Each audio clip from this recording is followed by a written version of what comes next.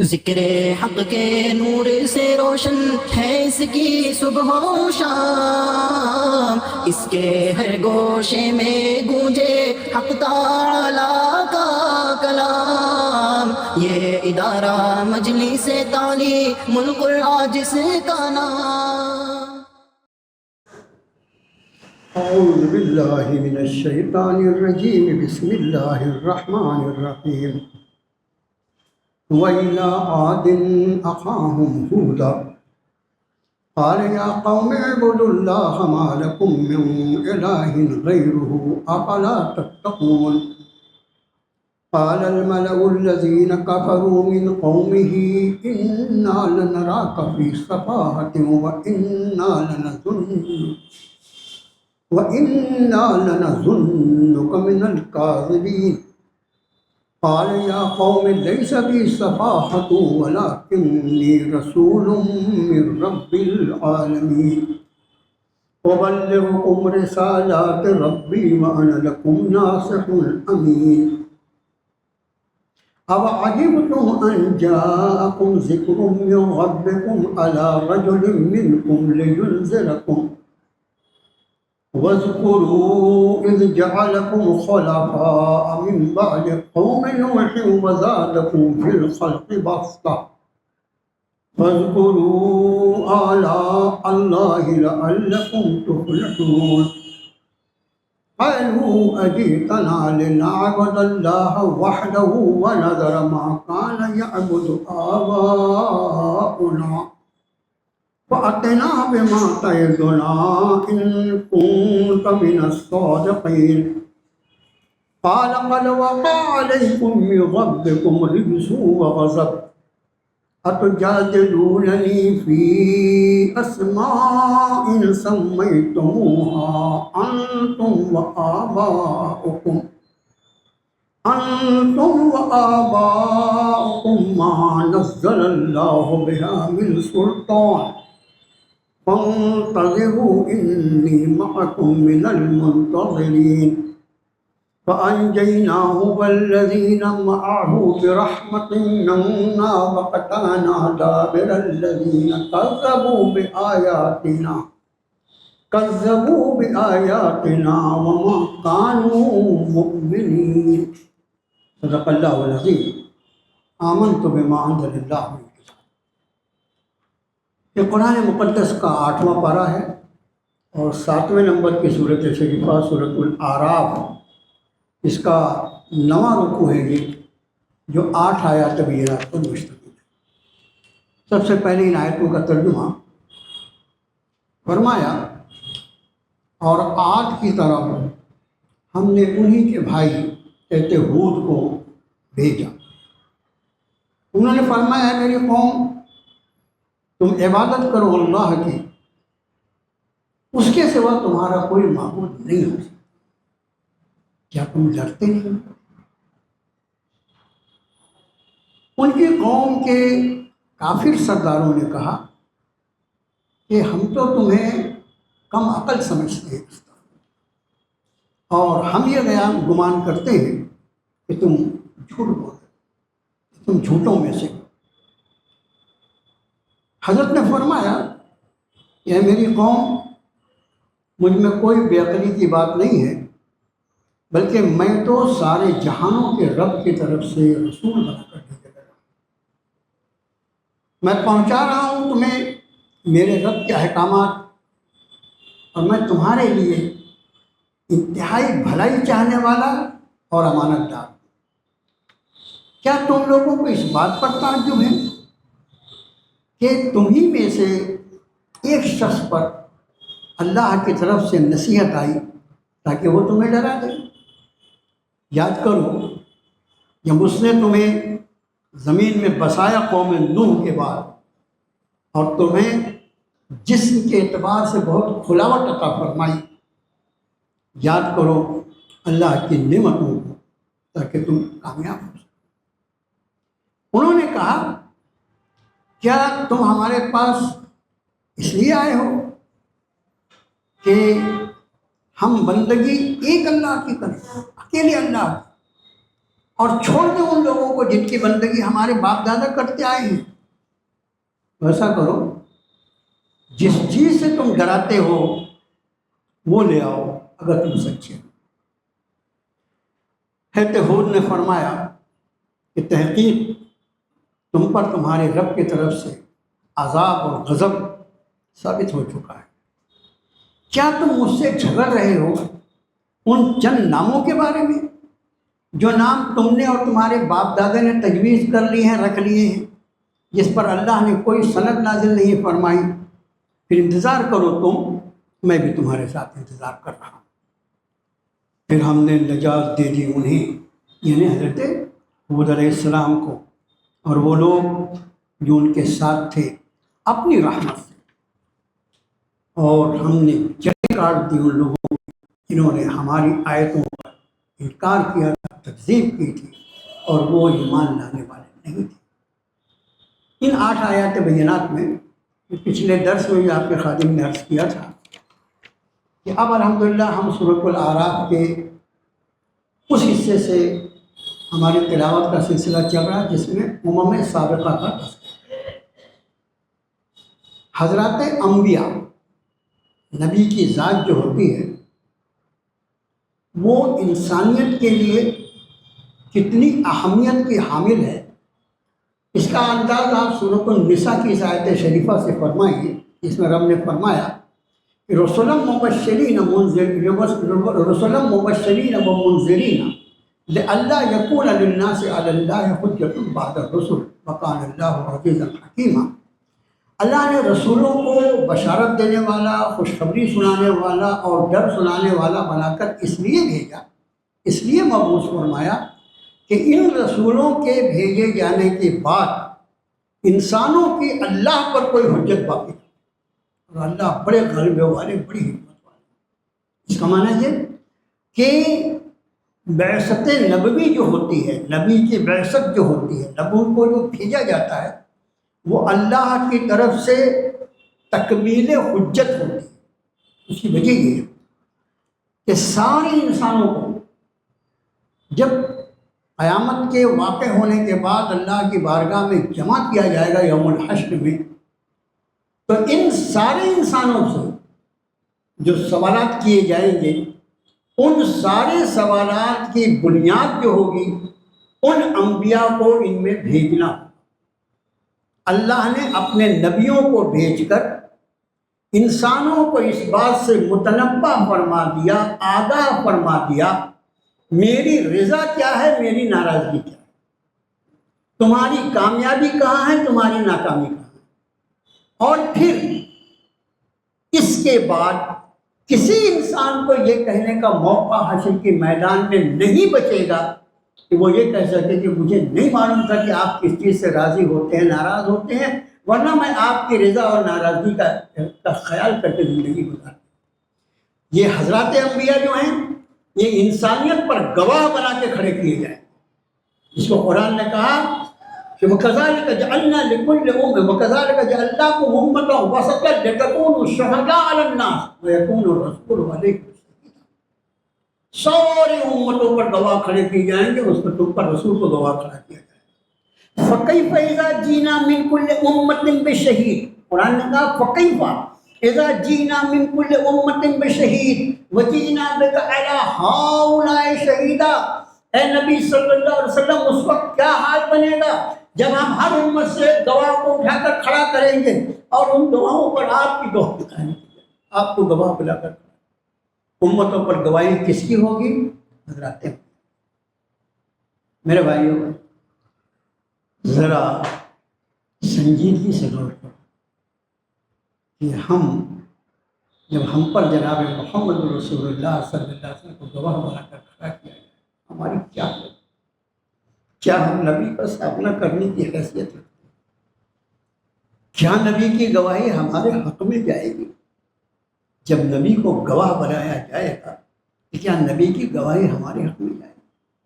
اور اللہ نہ کرے جس کو اللہ نے شافع محشر بنایا ہے، جس کی شفاعت سے ہزاروں لاکھوں ایمان والوں کو فائدہ پہنچنے والا ہے، اگر اس نبی کی گواہی کسی انسان کے خلاف پڑ گئی تو اس کا کیا بنے؟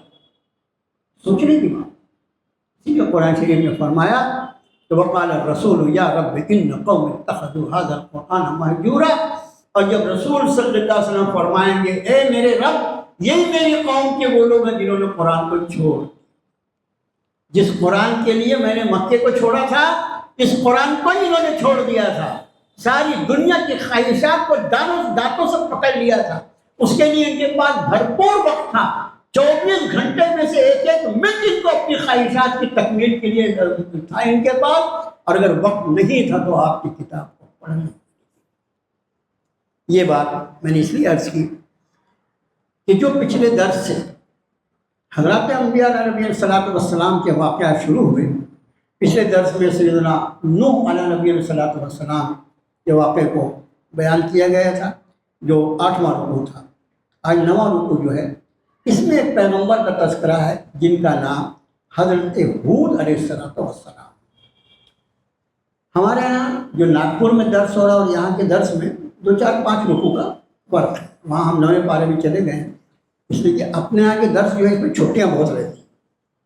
اپنا درس جو ہے اس میں چھٹیاں زیادہ آتی ہیں اور ناگپور کے درس میں کبھی چھٹی نہیں آتی. آپ کو یاد ہوگا کہ عید جو تھی وہ سنیچر کو آئی تھی اور عید کا دوسرا دن اتوار تھا، لیکن اتوار کو بھی درس ہوا نہیں.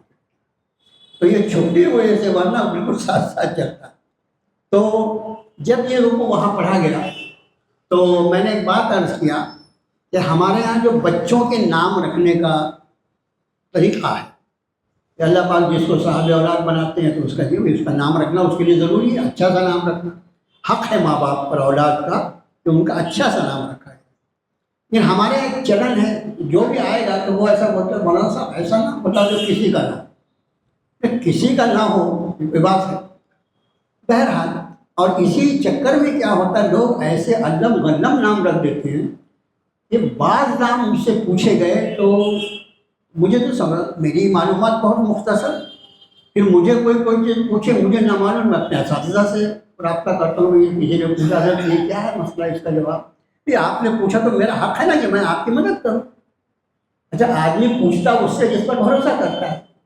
تو بعض نام لوگ ایسے بھیجتے ہیں کہ جس کے بارے میں اساتذہ میرے یہ بتاتے ہیں کہ مولانا اس کا کوئی معنی نہیں، سننے میں اچھا لگتا ہے، سننے میں اچھا لگتا ہے.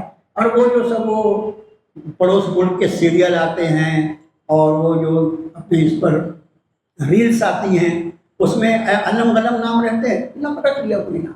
بہرحال تو میں نے یہ عرض کیا کہ بھائی حضرت ہود علیہ السلام ایک پیغمبر کا نام ہے اور یہ نام بھی عام طور سے ہمارے یہاں نہیں رکھا ہے. اسی طرح حضرت نوح یہ نام بھی نہیں رکھا جاتا. باقی اکثر نام پیغمبر حضرت ابراہیم کے نام پر، اسماعیل کے نام پر، اسحاق کے نام پر، یعقوب کے نام پر، یوسف کے نام پر اور خود نبی کریم صلی اللہ علیہ وسلم کے مبارک کے نام پر نام ہوتے ہیں. لیکن کچھ پیغمبران دین ایسے ہیں جن کے نام پر نام رکھنا لوگوں نے چھوڑ دیا. تو میرا معروضہ یہ ہے کہ حضرت ہود کے نام پر بھی بچوں کا نام رکھنا چاہیے. تو درس پورا ہوا تو ہمارے مجلس تعلیم القرآن کے جو امیر ہیں حاجی عبدالوہاب فارغ صاحب انہوں نے فرمایا مولانا آپ کو معلوم نہیں، خود میرے پوتے کا نام ہود ہے. مجھے بہت اللہ کا شکر ادا کہ ہمیں بہت خوشی کی بات ہے، بہت اچھی بات ہے. میں نے اپنے پوتے کا نام ذوالکفل رکھا کیونکہ یہ نام عام طور سے نہیں رکھتے. وہ اس سال الحمد للہ سے میٹرک بھی کلیئر کیا. بیچ میں اس کی طبیعت خراب تھی، ایک ڈاکٹر کے یہاں لے گئے. ڈاکٹر بھی مسلمان تھے اور چاہنے والے تھے میرے، بڑی محبت کرتے ہیں. قرآن شریف کی کوئی بات ہوتی ہے تو پوچھتے ہیں فون کر کے، بہت ہائی فائی ڈاکٹر ہے. تو انہوں نے جیسے میں نے اس کا نام بتایا، حضرت نام کیا ہے، وہ ذوالکفل نام ہے. بولے آپ اس کا وجہ تسمیہ بتائیے، آپ نے یہ نام کیوں رکھا؟ بولے یہ تو ہم خالی قرآن شریف میں پڑھتے ہیں. میں نے جو قرآن شریف میں پڑھتے ہیں وہ استعمال بھی کرنا چاہیے نا. تو میرا معروضہ یہ ہے کہ کہتے ہیں ہود علیہ السلام کے نام پر بھی نام رکھنا چاہیے. یہ حضرت نوح علیہ السلام کے جو 3 صاحبزادے کشتی میں سوار تھے، میں نے پچھلے درس میں عرض کیا تھا. ایک لڑکا جو سامنے حضرت کو ڈبو دیا گیا اس کا نام کنعان تھا، اور حضرت کے 3 بیٹے ان کی بیویوں کے ساتھ یعنی حضرت کی بہوؤں کے ساتھ، وہ تینوں اس میں حام، سام اور یافس تینوں کشتی میں سوار تھے. تو اس میں سے سام کی اولاد میں سے، سام کی جو نسل چلی وہ چوتھے سلسلے پر چوتھے حصے پر آ کر اس میں ایک شخص جو تھے ان کا نام عاد ایک آدمی کا نام تھا. اب پھر اس کی جو خاندان چلی، اس کا کنبہ چلا، تو وہ قوم عاد کے نام سے. اسی طرح اس میں ایک شخص کا نام سمود تھا، تو وہ خاندان جو چلا وہ سمود کے نام پر چلا. تو یہ قوم عاد جو ہے یہ حضرت نوح علیہ السلام سے قریبی قوم. پچھلے درس میں آپ کے خادم نے عرض کیا تھا کہ حضرت نوح علیہ السلام کو جب 6 مہینہ کشتی میں آپ اپنے ایمان والوں کے ساتھ تھے، اور 6 مہینے کے بعد جب اللہ نے طوفان کو ختم کر دیا اپنے فضل و کرم سے اور یہ لوگ زمین پر اترے، تو ظاہر ہے 6 مہینہ تک جب پانی ہزاروں فٹ پانی تھا زمین پر، تو زمین کے سارے ذرائع اور وسائل ختم ہو چکے، کچھ نہیں تھا، بنجر زمین تھی، کوئی چیز باقی نہیں تھی. اور انسان کو زندگی کے وسائل پر رکھتے ہیں. پھر اللہ نے جو وسائل عطا فرمائے اس میں خوب برکتیں بھی اللہ نے. اور آج پوری برکتوں کی بڑی ہوئی شکل جو ہے الحمدللہ میرے اور آپ کے سامنے ہے. تو یہ قوم عاد جو ہے. اچھا ایک بات اور، عاد اور ہود، عاد قوم کا نام ہے اور ہود پیغمبر کا نام ہے. اور یہ ہے کہ تینوں میں 3 حق، دونوں میں 3 حق. ایک صاحب میرے پاس آئے کئی سال پہلے ہمارے درس کے ساتھیوں میں سے ناگپور میں. انہوں نے کہا حضرت وہ اللہ نے بیٹا عطا فرمایا، کہ مبارک ہو، بہت اچھی بات ہے، خوشی کی بات ہے. حضرت میں چاہتا ہوں کہ بچے کا نام عاد رکھ دوں. ان کا عاد؟ ہاں بولے عاد رکھ دو تو قرآن شریف میں آیا ہے. میں نے کہا اس قوم کا نام عاد ہے جس کو اللہ نے فنا کر دیا. اچھا، میں نے اصل میں اگر نام رکھنا تو ہود رکھ دو. قوم عاد کی طرف جس نبی کو بھیجا گیا ان کا نام ہود. یہ خیال رہے، یہ دونوں میں 3 حرف ہونے کی وجہ سے اس میں کنفیوز نہیں ہونا. عاد جو ہے وہ قوم کا نام ہے اور ہود جو ہے اس نبی کا نام ہے جس کو قوم عاد کی طرف. اب اس قوم عاد کی خصوصیات وہ یہ، آپ 30ویں پارے میں سورہ فجر میں آئیے، رب نے ارشاد فرمایا الم تر کیف فعل ربک بعاد، الم تر کیف فعل ربک بعاد. آپ نے دیکھا ہے نبی صلی اللہ علیہ وسلم کہ آپ کے رب نے عاد کے ساتھ کیا کیا، قوم عاد کے ساتھ کیا. الم تر کیف فعل ربک بعاد ارم ذات العماد لم یخلق مثلها فی البلاد.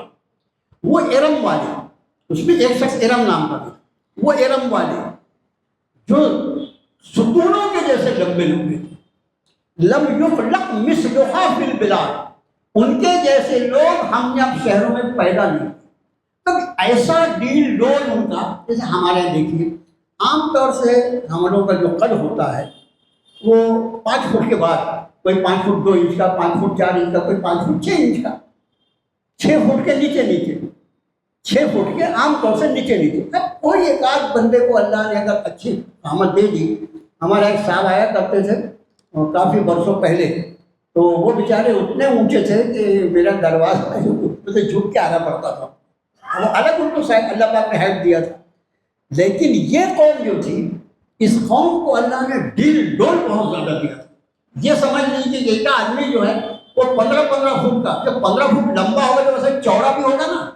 جب آدمی لمبا، اب جب اتنا لمبا چوڑا آدمی ہے تو اب آپ انداز فرمائیں اس کی طاقت کتنی ہوگی، اس کی ضروریات کیسی ہوگی، اس کی خوراک کتنی ہوگی، اور پھر وہ جو کام کرتا ہوگا اس کام کی اسپیڈ کیسے رہتی ہوگی.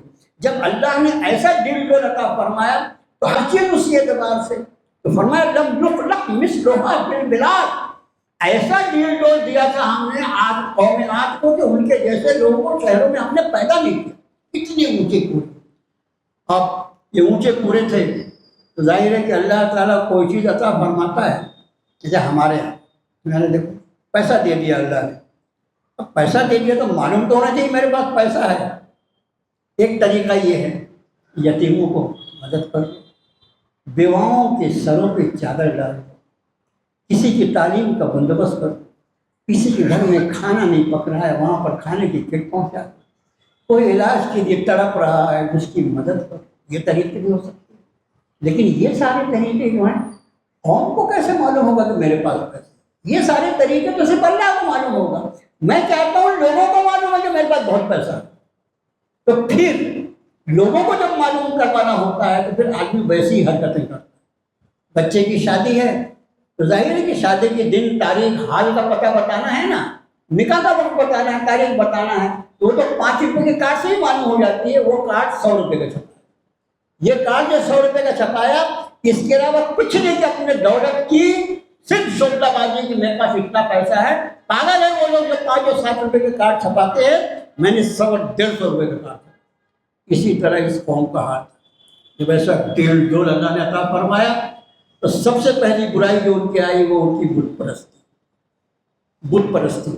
اور اس کے بعد پھر ان کا تکبر، یہ ہم سے زیادہ طاقتور کون، ہم جو چاہیں وہ کر سکتے ہیں۔ ان کو اللہ تعالیٰ نے اس طاقت کے ساتھ ساتھ فن تعمیر میں بھی بہت مہارت عطا فرمائی، اور ایسی مہارت کہ چٹانوں کو، پہاڑوں کو کاٹ کر اس میں مکانات بنا، پہاڑوں کو کاٹ کر آج بھی اس دور کے مکانات جو ہے وہ موجود ہیں۔ اب یہ ہے کہ وہ بوسیدہ ہو چکے ہیں، لیکن آج بھی وہ موجود ہے تاریخی اعتبار سے۔ اب یہاں رب تعالیٰ نے فرمایا کہ وَإِلَىٰ عَادٍ أَخَاهُمْ هُودًا، اور قوم عاد کی طرف اخاہم، انہی کے بھائی ہود کو ہم نے، انہی کے بھائی سے مراد اسی خاندان سے، اسی قوم عاد میں جس قوم کے طرف جناب ہود علیہ السلام کو مبعوث فرمایا گیا، کہ ہود علیہ السلام خود بھی اسی قوم کے فرد۔ اور میں نے پچھلے درس میں بھی شاید یہ بات عرض کیا کہ اللہ کی سنت مبارکہ یہ رہی ہے کہ نبی جو بھیجے جاتے ہیں وہ جس قوم میں بھیجے جاتے ہیں اسی قوم کے فرد ہوتے ہیں، یہاں تک کہ اسی قوم کی زبان بولتے ہیں۔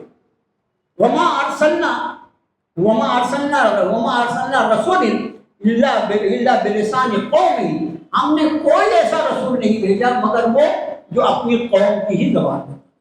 اسی لیے اس آیت شریفہ کی روشنی میں مفسرین نے یہ فرمایا کہ کسی بھی زبان میں عیب نکالنا مسلمان کی شان کے خلاف ہے۔ ہماری اپنی مادری زبان اردو ہے اور ہماری مذہبی زبان عربی ہے۔ ہماری مادری زبان اردو ہے، وہ بھی ایک الگ حیثیت رکھتی ہے، اور ہماری مذہبی زبان جو ہے وہ عربی ہے۔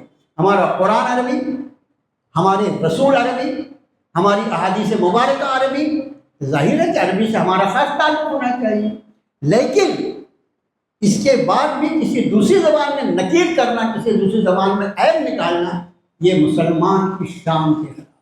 اس لیے کہ ہر زبان جو اس دنیا میں بولی جاتی ہے، ہر زبان کا موجد اعلیٰ، ہر زبان کے الفاظ کا تعلیم دینے والا اللہ، یہ خیال رکھنا۔ ہر جس کو کہا جاتا ہے کہ ہر زبان کی لغت جو ہے، لغت یعنی الفاظ جو بنائے ہوئے وہ اللہ۔ جیسے ہم عربی میں کسی کو آدمی کہتے ہیں رجل، یہ بھی اللہ کی طرف ہے۔ ہم اسی کو اردو میں مرد کہتے ہیں، یہ بھی اللہ کی طرف ہے۔ ہم اسی کو انگریزی میں نائل کہتے ہیں، وہ بھی اللہ کی طرف ہے۔ اس لیے کہ جتنے الفاظ آدمی کسی بھی زبان میں بولتا ہے، یہ ساری زبانیں اللہ کی طرف سے سکھلائی گئی، الہام کی گئی ہیں زبانیں، اس لیے کسی زبان میں عیب نہیں نکالا جا سکتا۔ اور پھر ہمارے حضرت استاد محترم رحمۃ اللہ علیہ بڑی عجیب بات فرماتے تھے کہ آج ہم کسی زبان میں عیب نکالیں، ہو سکتا ہے اللہ کا کوئی نبی آیا ہو اور اس زبان میں دانی نکل گیا، یہ بھی تو ممکن ہے۔ جیسے میں آپ سے عرض کرتا ہوں، جیسے سنسکرت بہت مشکل زبان ہے، لیکن اس کے بعد بھی یہاں کی پراچین زبان، اور یہ اتنی قدیم تہذیب ہونے کے بعد، اس ملک کی اتنی قدیم تہذیب ہونے کے بعد، یہ ممکن نہیں ہے کہ یہاں اللہ نے اپنے نبیوں کو نہ بھیجا، ممکن ہی نہیں ہے۔ یہ دوسری بات ہے کہ یہاں کی مٹی کی کوئی ایسی خاصیت ہے کہ جو نیک بندہ یہاں بھیجا جائے اس کو وہ اللہ کا بندہ ماننے کو تیار نہیں، اس کو سیدھا وہ اللہ ہی بنا لیتے ہیں۔ اس لیے یہاں انبیاء تو آئے ہوں گے، لیکن انبیاء کے اوپر ایسی پرتیں چڑھا دی انہوں نے کہ کچھ سمجھ میں نہیں آتا، جبکہ یہ نام القرآن نے یہ بات کہا وَإِن مِّنْ أُمَّةٍ إِلَّا خَلَا فِيهَا نَذِيرٌ، کوئی ایسا انسانی گروہ نہیں ہے جس نے ہم نے ڈرانے والا نہ بھیجا ہو۔ کہ جب اتنی بڑی اتنی پرانی تہذیب ہے تو یہاں کیوں نہیں آئے ہوں گے؟ لیکن جیسا یہاں کے لوگوں کی عادت ہے، اب اس لیے میں آپ سے عرض کر رہا ہوں، یہ زبان بھی جو ہے، ہاں ہو سکتا ہے کہ جب اللہ نے یہاں اپنا کون اس کا نبی، ان کا نبی، یہ بالکل ہم کو اس پر نشاندہی فلاں ہو سکتے ہیں، ڈھکا ہو سکتے ہیں، ہم کو نہیں معلوم۔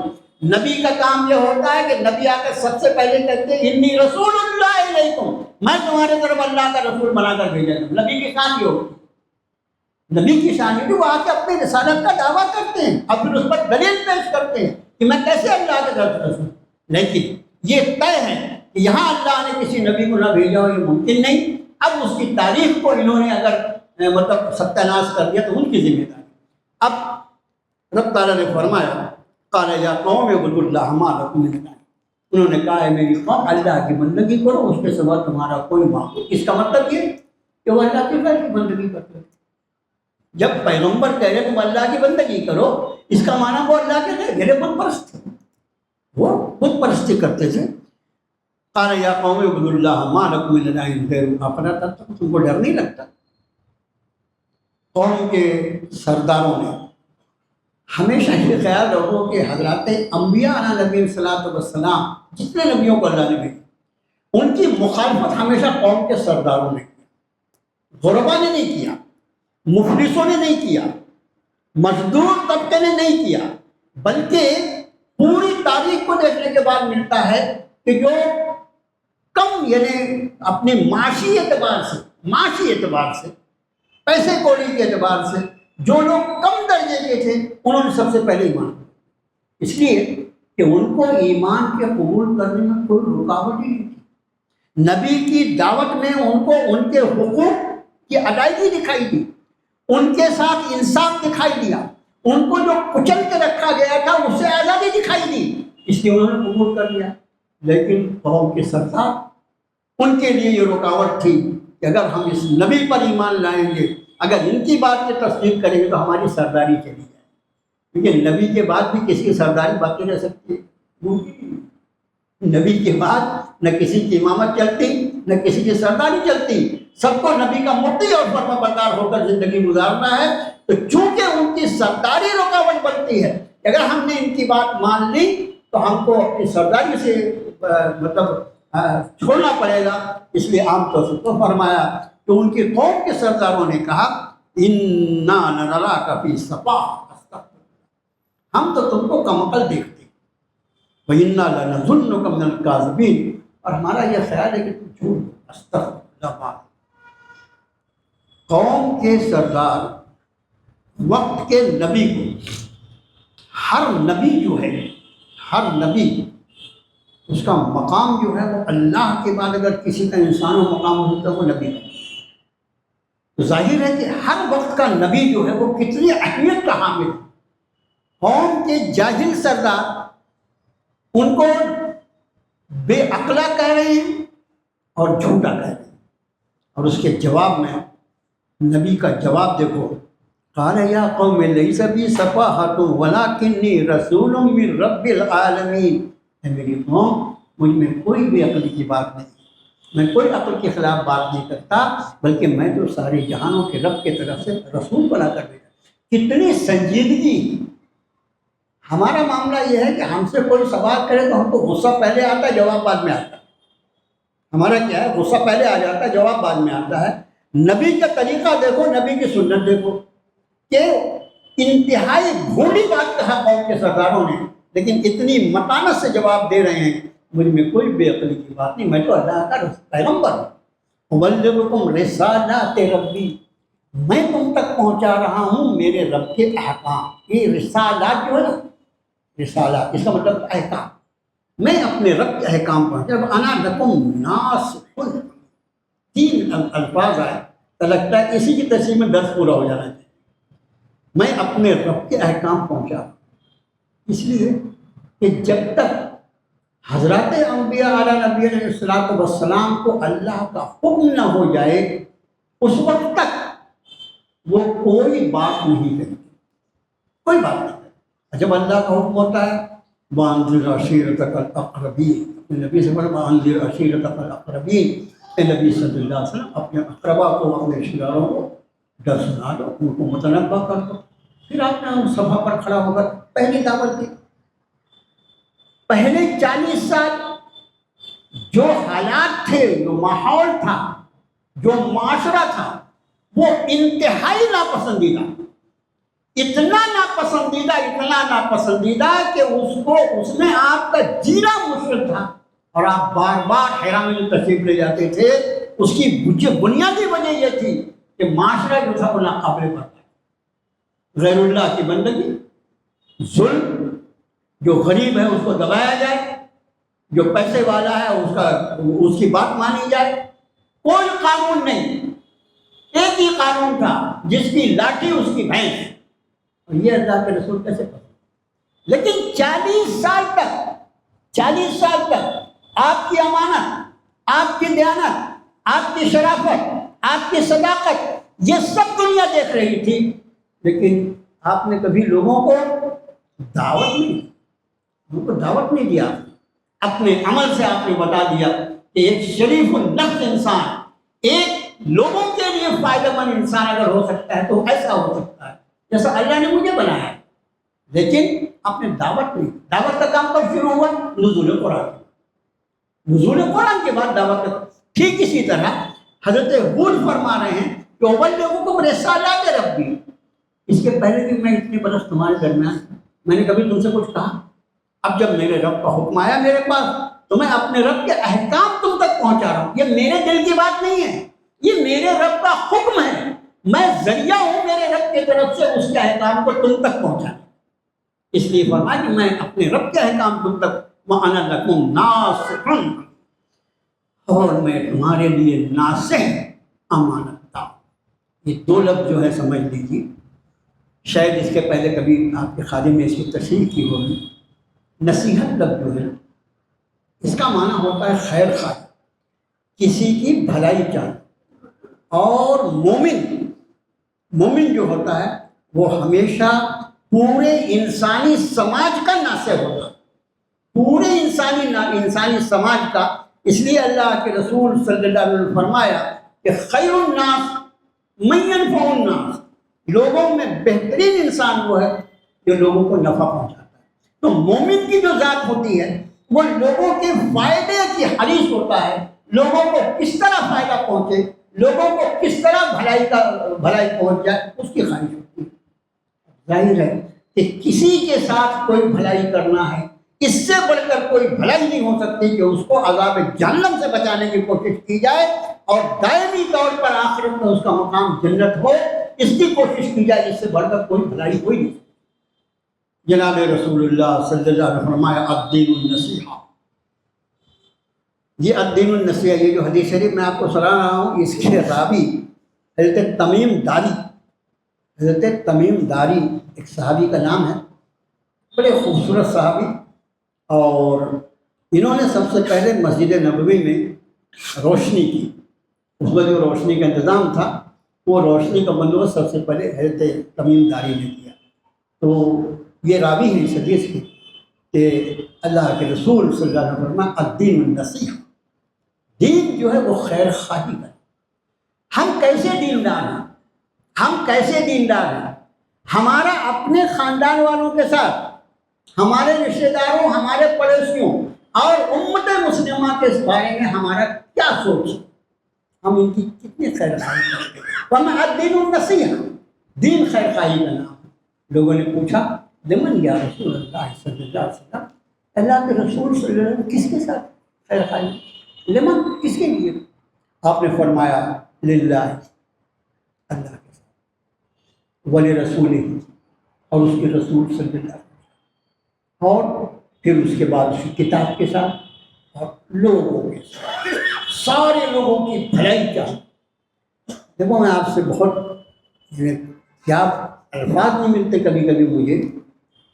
آج ہمارا حال یہ ہے کہ ہمارے کسی بھائی کو کوئی فائدہ پہنچے، دنیاوی اعتبار سے، دینی اعتبار سے اس کی کوئی ترقی ہو، تو ہمارا یہ حال ہوتا ہے کہ ہم مبارکباد دیتے تو ہیں لیکن دل جو ہے اتنا خوش نہیں ہوتا اتنا۔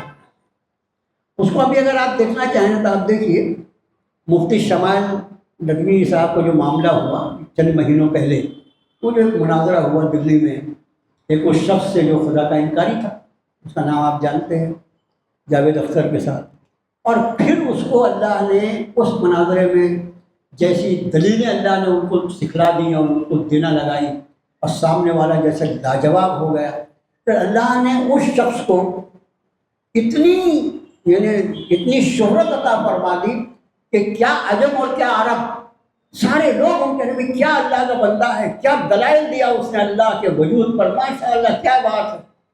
لیکن اس میں بھی ہمارے بعض لوگ، اور وہ بھی کون، علماء، وہ تو انگریزی زیادہ بول رہے تھے. تو انگریزی بول رہے نا، تیری اگر ہمت ہے وہ انگریزی بول رہے تھے. ارے انگریزی کیا کریں جو بول رہے تھے، وہ تو انہوں نے اس میں یہ ایسا بول دیا، ویسا بول دیا. یہ ایسا ویسا جو ہے یہ کیا ہے، یہ صرف حسد ہے، جلن ہے. وہ شہرت جو اس شخص کو ملی مجھے کیوں نہیں ملی؟ ارے اللہ نے شہرت اس کو دینا تھا، تو بھی اللہ کے سامنے جھک جا.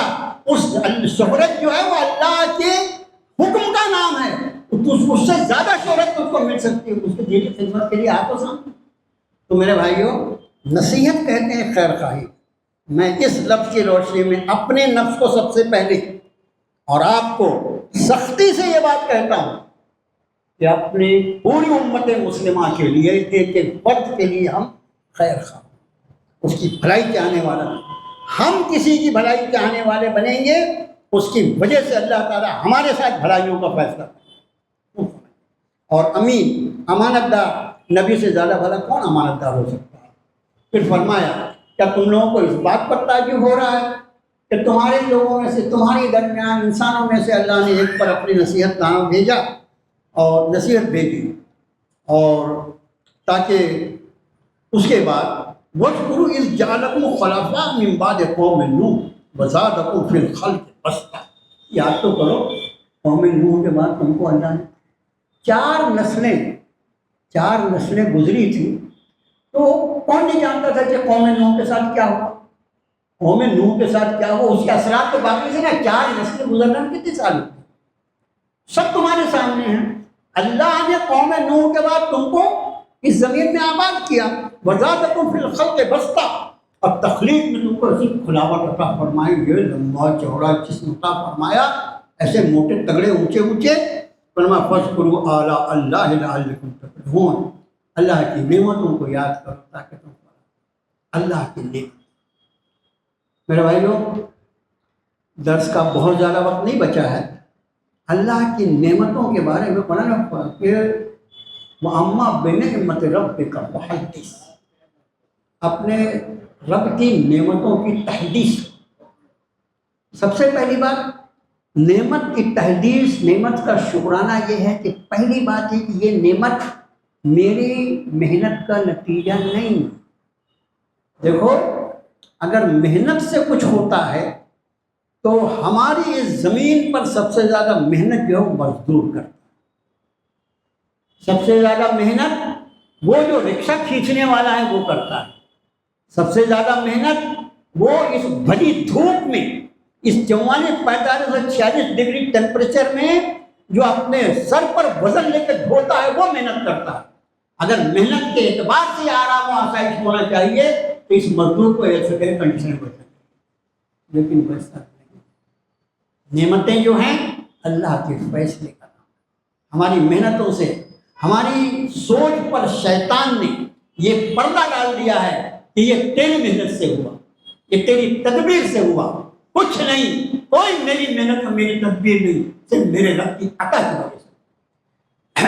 جب میں اللہ کی نعمتوں کو اس کی عطا سمجھوں گا تو ظاہر ہے کہ مجھ میں جذبہ شکر پیدا ہوگا. پھر حدیث شریف کی روشنی میں آپ نے جو فرمایا کہ دنیا کے معاملے میں اپنے سے کم تر درجے والوں کو دیکھنے کی عادت، تم میں جذبہ شکر پیدا ہوگا.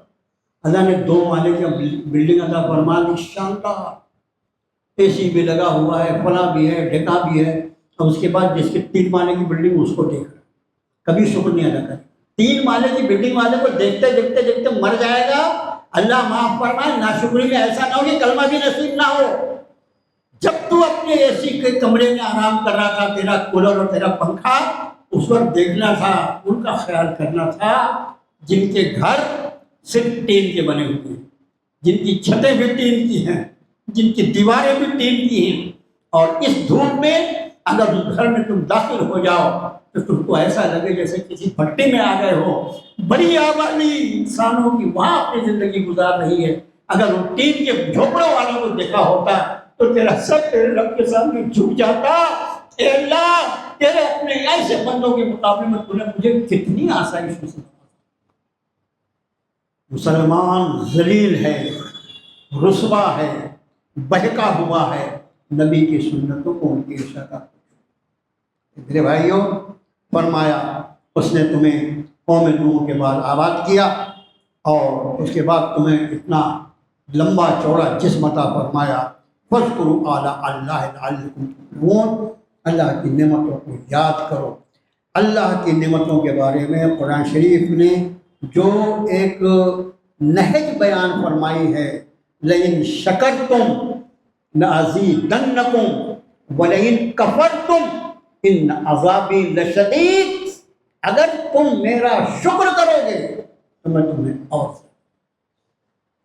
اس کے خزانہ جو ہے، اس کے خزانے کی کوئی انتہا نہیں۔ وہ ایسے خزانوں کا مالک ہے کہ سارے جنات اور انسان اپنی ساری دلی خواہشات اس کی بارگاہ میں پیش کر دے اور ان سب کی خواہشات کو بہت پورا کر دے اللہ، اس کے بعد بھی اس کے خزانے میں سوئی کے نوک کے برابر کمی ہونے والا۔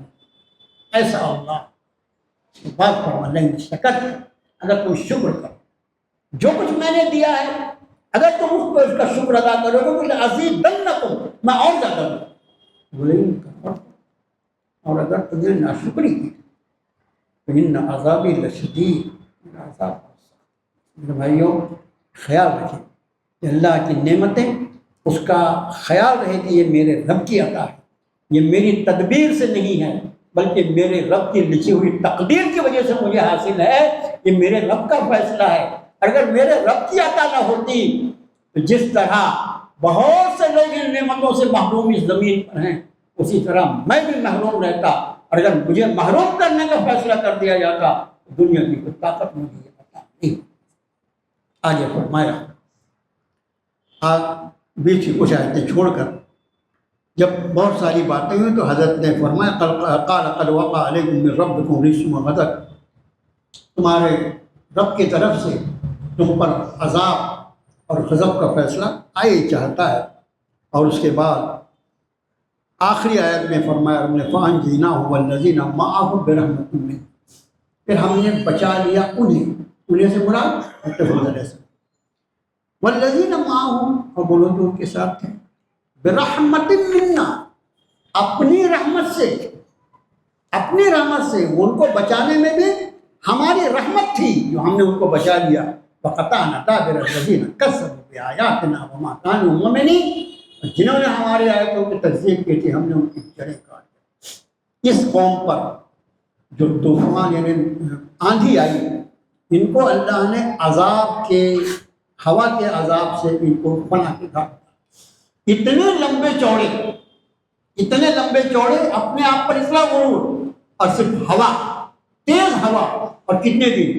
قرآن شریف نے ایک مقام پر فرمایا، سبع لیال و ثمانیۃ ایام، 7 راتیں اور 8 دن، 7 راتیں اور 8 دن مسلسل ان پر آندھی چلتی رہی، اور اس آندھی نے ان کو اٹھا کر فضاؤں میں لے گیا، اٹھا کر پٹک دیا، ان کے بھیجے باہر ہو گئے، سارا غرور اور تکبر جو رکھا کا رکھا ہے۔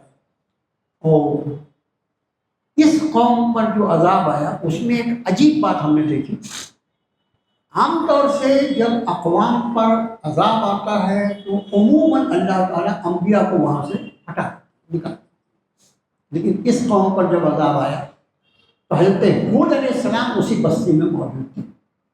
اور عام طور سے جو جانوروں کے پالنے کے باڑے ہوتے ہیں، باڑہ ہمارے یہاں بولتے ہیں، اب وہ تو غیر کھلی جگہ، بڑے بڑے باڑے، ایک باڑے میں جانوروں کے پالنے کا جو باڑہ تھا، کہتے ہود علیہ السلام اللہ کے حکم سے اس باڑے میں آ کے رک گئے، اور جو لوگ آپ پر ایمان لائے تھے مرد عورت وہ بھی اس باڑے میں آئے۔ پورا شہر جو ہے وہ تیز آندھی کی زد میں ہے۔ 10-5 منٹ کے لیے ہوا کی رفتار بڑھتی ہے تو ہمارا کیا ہوتا ہے تو ہمارا سب جانتے ہیں نا، لیکن 7 دن، 7 راتیں اور 8 دن مسلسل چلنے والی آندھی، اور پورے شہر کو اس نے تہس نہس کر کے رکھ دیا، جتنے انکاری تھے سب کو موت کے بنا کے گھاٹ اتار دیا، مگر یہ تیز ہوا جب اس باڑے میں آتی جہاں جناب ہود اپنے ساتھیوں کے ساتھ تھے تو نرم و نازک ہوا کی طرح اس باڑے کو کراس کر کے نکل جاتی. پورا شہر جو تھا وہ آندھی سے ہل رہا تھا اور زمین کا اتنا حصہ جس میں جناب ہود اور ان کی قوم جو ایمان والی تھی، جو وہ لوگ آباد وہ رکے ہوئے تھے، وہاں پر یہ ہوا اپنی رفتار کو ویسی ہوا کر دیتی جو ہوا انسان کو بہت ہی خوشگوار لگتی ہے. بطور خاص فجر کے بعد کا جو وقت ہوتا ہے، یا اگر عرض کروں کہ فجر کی بھی ذرا سا پہلے جب ہم مسجد طرف جاتے ہیں ذرا پہلے، تو کیا نرم و نازک ہوا رہتی ہے، کتنی آدمی کو دل خوش ہو جائے. تو تیز ہوا جو پورے شہر کو فنا کرنے والی تھی، وہی ہوا جب اس باڑے میں آتی تو نرم و نازک رفتار سے ان پر سے گزر جاتی.